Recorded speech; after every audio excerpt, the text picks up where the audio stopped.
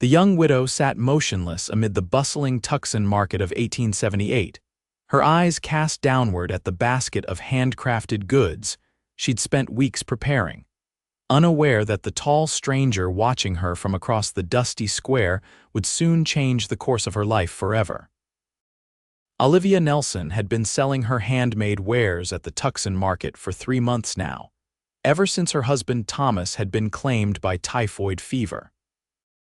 The basket before her contained carefully stitched handkerchiefs, delicately embroidered table linens, and intricately sewn lace collars, all items that reminded her of happier times when she'd created them for pleasure rather than survival.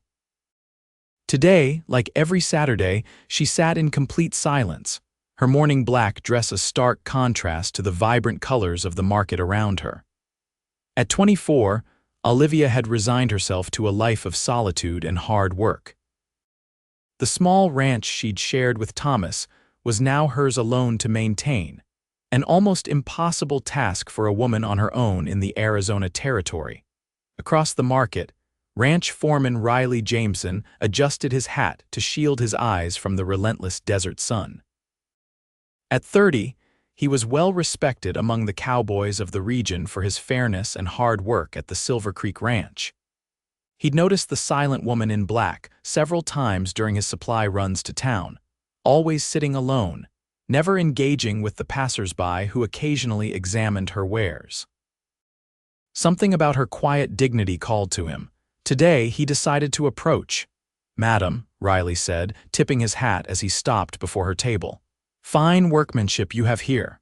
Olivia looked up, briefly meeting his gaze before lowering her eyes again. "Thank you, sir," she replied softly, her voice rusty from disuse. Riley studied the basket of goods, noticing the incredible precision in her stitchwork. "How much for the entire basket?" Her head snapped up, surprise evident in her amber eyes. "The entire basket, sir?" "Yes, madam." "My sister's birthday approaches, and I reckon she'd appreciate such fine handiwork more than I could select individual pieces." It was a lie. Riley had no sister, but something told him this woman needed the money more than he needed to save it. And the look of shock on her face confirmed his suspicion. "That would be $15, sir," she said hesitantly. Riley pulled out 20 without hesitation. "Worth every penny, and the name's Riley Jameson." "Olivia Nelson," she offered, the first real smile he'd seen brightening her face momentarily. "Thank you, Mr. Jameson. Riley, please." He gathered the basket carefully. "Will you be here next week, Mrs. Nelson?" Olivia nodded, her fingers twisting in her lap. "Every Saturday." "Then perhaps I'll see you then." With another tip of his hat, Riley turned and walked away, already planning his return to town the following week. That evening, as Olivia prepared a simple supper in her small ranch house 5 miles outside of town, she found herself thinking about the tall cowboy. His kindness had been unexpected. Most men in Tucson avoided the widow Nelson as if her grief might be contagious. But there had been something in Mr. Jameson's eyes, compassion without pity. She shook her head to clear her thoughts. One act of kindness didn't merit such contemplation. Still, as she climbed into her cold, empty bed that night, she couldn't help but feel a flicker of something she hadn't experienced in many months' anticipation for the week ahead. Riley, meanwhile, had distributed Olivia's handcrafted items among the women who worked in the Silver Creek Ranch house. The cook, Mrs. Holloway, exclaimed over the quality of the embroidery. "Whoever made these has a gift, Mr. Jameson, truly fine work." "The widow Nelson," Riley replied, polishing his boots by lantern light in the bunkhouse. "Sits at the market every Saturday, quiet as a church mouse." "Ah, poor Olivia," Mrs. Holloway said. "Thomas Nelson was a good man, terrible way to go, typhoid. She's been struggling with that small spread of theirs since he passed." "She managing alone?" Riley asked, trying to sound casual. Heard she sold off most of the cattle. "Just keeping a few chickens, a milk cow, and trying to grow enough to feed herself. Her sewing's about all that's keeping her afloat, I expect." Riley nodded, filing away this information as he finished with his boots. The next morning, he approached his boss, ranch owner Edward Coleman. "Mr. Coleman, I'd like to request Saturday mornings off for the next few weeks. I can make up the work Sundays." Coleman eyed his foreman. "Something in town catching your interest, Jameson." Riley kept his face neutral. "Just some personal matters need tending to, sir." "You've earned it." "Take the time." The following Saturday couldn't come quickly enough. Riley rode into Tucson earlier than necessary, spending time at the barber's getting a proper shave before heading to the market. When he approached Olivia's table, he noticed her basket contained fewer items than the previous week. "Mrs. Nelson," he greeted, removing his hat. "Good morning." Olivia looked up, and Riley was pleased to see recognition in her eyes. "Mr. Jameson, I didn't expect to see you again so soon." "I told you I'd be back. Your handiwork was much admired at the ranch." A blush crept up her neck. "Thank you. I've always enjoyed needlework." Riley gestured to her basket. "Not as much to choose from today. I'm afraid I've been having trouble with my vegetable garden." "It's taken more time than I expected," she admitted. "You're working a place on your own." Olivia nodded. "The Nelson homestead, about 5 miles east. It was my husband's dream." Her voice caught slightly. "I'm trying to keep it going." Riley considered this. "That's admirable, Mrs. Nelson. But challenging work for anyone alone." "I manage," she said with quiet dignity. "I don't doubt it." Riley picked up a handkerchief with an intricate pattern of desert flowers. "How much for this one?" 50 cents. He placed $1 on the table. "Worth double at least." "Mr. Jameson, I can't." "Riley," he corrected. "And you can. I know quality when I see it." Before she could protest further, Riley asked, "Have you eaten today, Mrs. Nelson?" The hesitation before she answered told him everything. "I had some coffee this morning." "There's a new cafe opened up down the street. Would you do me the honor of joining me for a meal? A man gets tired of eating alone." Olivia's fingers nervously adjusted her collar. "I shouldn't leave my table." "Just for a half hour," Riley pressed gently. "Most folks haven't arrived at the market yet anyway." After a moment's consideration, Olivia carefully covered her remaining goods with a cloth and stood. "A half hour," she agreed. Over a simple meal of eggs, bacon, and fresh bread, Riley managed to draw Olivia out of her shell bit by bit. He learned she'd come west from Philadelphia 5 years earlier as a new bride. Her husband had built their small ranch with dreams of raising cattle and starting a family. "We were just beginning to make headway when Thomas took ill," she explained, her fingers twisting her napkin. 3 weeks from first fever to burial, I hardly had time to understand what was happening." "I'm sorry," Riley said sincerely. "Losing someone you love leaves a hole nothing seems to fill." Olivia looked up sharply. "You speak from experience." Riley nodded. "My parents. Fire took our family home when I was 16. Been making my own way since." "That must have been difficult." It was. "Still is some days, but we keep going, don't we?" Their eyes met across the table, a moment of understanding passing between them. "Yes," Olivia said softly, "we do." After escorting her back to her table, Riley purchased 2 more handkerchiefs before bidding her farewell. "Until next Saturday, Mrs. Nelson." "Olivia," she corrected with a small smile. "If I'm to call you Riley," he grinned. "Olivia it is." The next week, Riley arrived with a small bundle wrapped in brown paper. "Good morning, Olivia." "Riley," she greeted, and he was pleased to notice her black dress had been replaced with a dark gray one, still modest and appropriate for a widow, but perhaps a small step away from the depths of mourning. He placed the package on her table. "Brought you some seeds from the ranch greenhouse. Mrs. Holloway says they're hardy vegetables that do well in our soil." Olivia's eyes widened. "That's very thoughtful, but no obligation," Riley assured her. "Just neighborly." She carefully unwrapped the package, revealing several small paper packets labeled in neat handwriting. "Thank you. My garden could certainly use the help." "Speaking of help," Riley continued carefully, "I have Sundays free. If you wouldn't be opposed, I could ride out to your place tomorrow and take a look at that garden.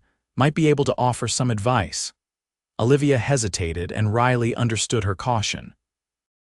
A single woman inviting a man to her homestead invited gossip. purely neighborly, he assured her. I can be on my way before sunset. After a long moment, she nodded. I would appreciate the help. The Nelson place, anyone can point you in the right direction. The following day, Riley set out early for the Nelson homestead. He found it easily enough a modest cabin with a small barn, chicken coop, and what appeared to be a struggling vegetable garden. The place showed signs of careful maintenance, but also the unmistakable evidence of too much work for one person. Olivia greeted him at the door in a simple work dress, her auburn hair tied back with a ribbon. "Good morning, Riley. Thank you for coming." "Happy to help," he replied, his eyes taking in the property. "You've been keeping this place going on your own." "Trying to," she admitted. "Some days more successfully than others." Riley spent the morning examining her garden, explaining the best way to arrange the new seeds and how to maximize the limited water. After lunch, a simple but tasty stew Olivia had prepared, he insisted on checking the roof of the cabin and barn. "Just as I thought," he called down from the barn roof. "You've got some loose shingles here. Won't take much to fix them now, but wait till rainy season and you'll have a real problem." By late afternoon, Riley had repaired the roof, fixed a broken chicken coop door, and helped Olivia replant part of her garden with the new seeds.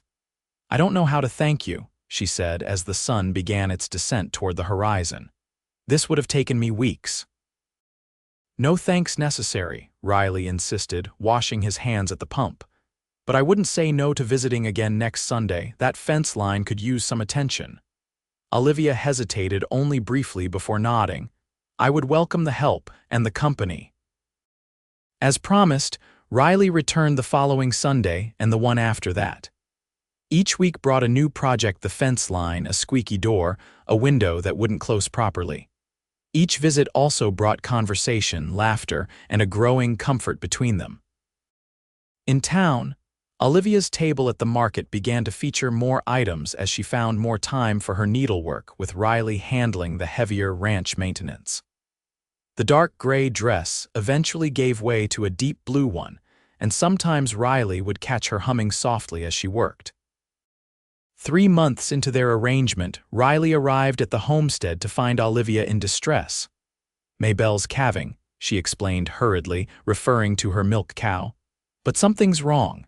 She's been laboring since dawn with no progress." Riley followed her to the barn where the cow lay on her side, clearly in distress. He rolled up his sleeves and knelt beside the animal. "I'm going to have to help her," he explained. "The calf might be positioned wrong." For the next hour, Olivia worked alongside Riley, following his instructions without hesitation, handing him clean rags and water when needed. When finally the calf emerged alive and seemingly healthy, they both collapsed against the barn wall in exhausted relief. "How did you know what to do?" Olivia asked, wiping sweat from her brow. "Been working cattle since I was 14, Riley replied. "Seen my share of difficult birthings." Olivia studied him in the lantern light. "I don't know what I would have done if you hadn't been here. I would have lost both of them." "But I was here," Riley said simply, "and I'll be here next time too if you'll let me." Something shifted between them in that moment. Olivia reached out tentatively and placed her hand over his. "I'm glad," she whispered. The following Saturday at the market, Riley approached Olivia's table with determination in his stride. "Olivia," he greeted, removing his hat, "I've been thinking." "A dangerous pastime," she teased, more comfortable with him now. "Indeed." He smiled before continuing seriously. "Your place is too much for one person and you know it." Her smile faded. "I'm managing." "You're surviving," he corrected gently. "But you could be thriving. The Nelson place has good bones, good water. With the right help, it could be productive again." "I can't afford to hire help, Riley." "You know that. I wasn't suggesting you hire help." He took a deep breath. "I was suggesting a partnership." Olivia's hands stilled on the fabric she'd been folding. "Partnership? I've been saving for my own spread for years. Have a decent sum set aside, enough to buy cattle, make improvements." Riley met her gaze steadily. "Your land, my capital and labor, we could build something together. As business partners?" Olivia asked carefully. Riley stepped closer, lowering his voice. To start with, but Olivia, I think you know my feelings run deeper than business. A flush crept up her cheeks.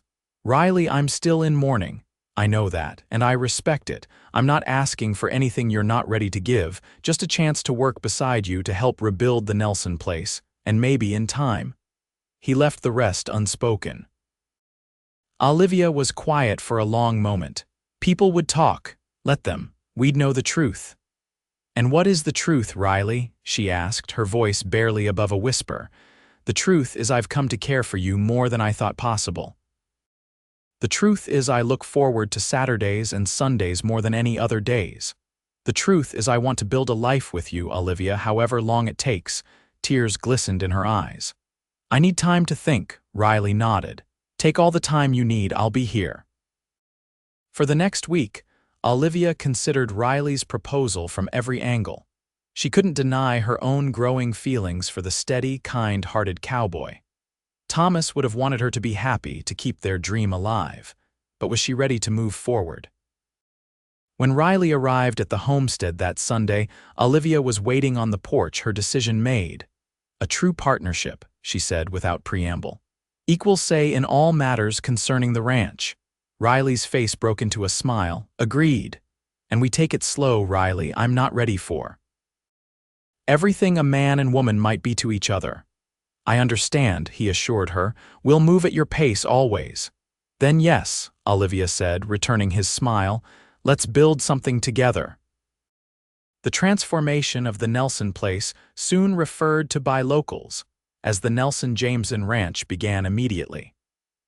Riley moved his belongings into the small bunkhouse adjacent to the barn, maintaining propriety while being close enough to work the land daily. Within 2 months, they had acquired a small herd of 20 cattle, repaired all the outbuildings, and expanded the garden.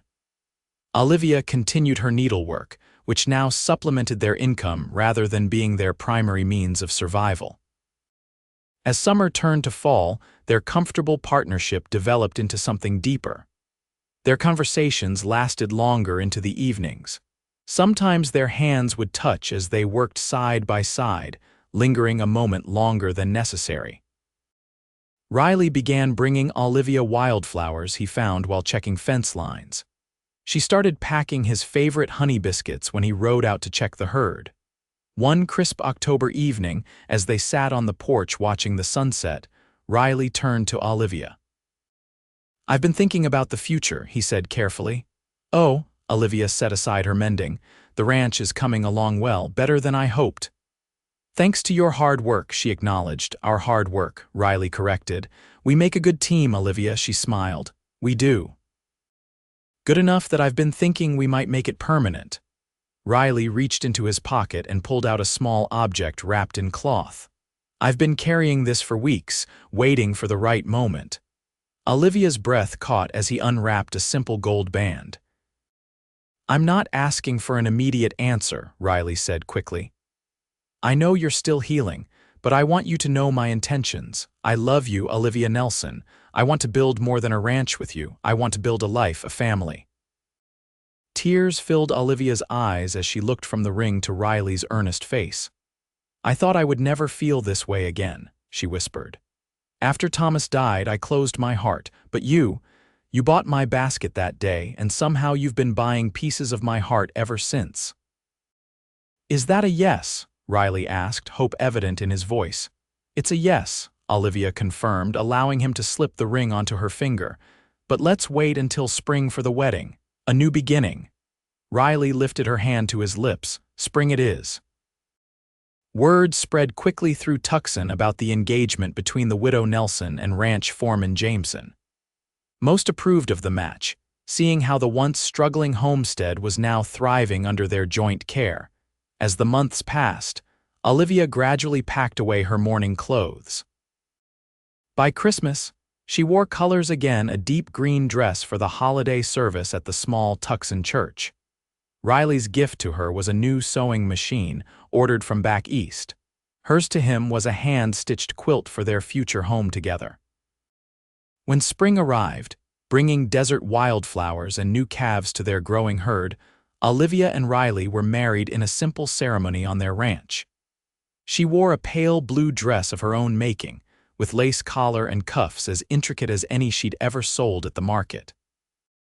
"I take you, Olivia, to be my wife," Riley vowed before their gathered friends and neighbors. "I promise to cherish you, support you, and walk beside you through whatever life brings us." "I take you, Riley, to be my husband," Olivia responded, her voice clear and sure. "I promise to trust you with my dreams, to build our future together, and to love you with my whole heart." As they shared their first kiss as husband and wife, Olivia reflected on how far she had come from that silent widow at the market, trapped in grief and struggling to survive. Riley had seen her when she felt invisible, valued her skills, and patiently waited as she found her way back to happiness. That evening, after the guests had departed, Riley carried his bride across the threshold of the main house, now their home together. "Mrs. Jameson," he said, setting her gently on her feet. "Welcome home." Olivia reached up to touch his face. "I never thought I'd find love again, never thought I'd want to, and now," Riley asked, covering her hand with his own, "now I can't imagine my life without you in it." She rose on tiptoe to kiss him. "You bought my basket that day at the market, but you gave me so much more in return." "What's that?" he asked, drawing her closer. "You gave me your heart," Olivia whispered against his lips, "and helped me find mine again." As the years passed, the Nelson-Jameson ranch prospered. Their herd grew, as did their reputation for quality cattle.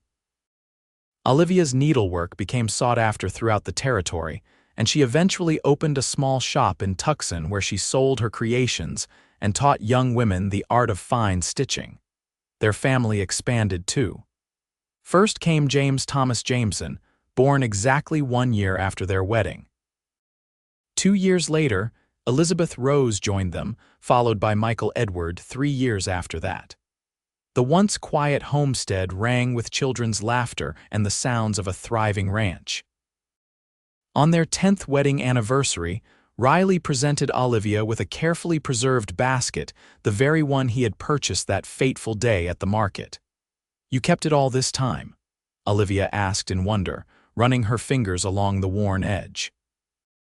"Of course I did," Riley replied, wrapping his arms around her from behind as they stood on their porch overlooking their land. "It's where our story began."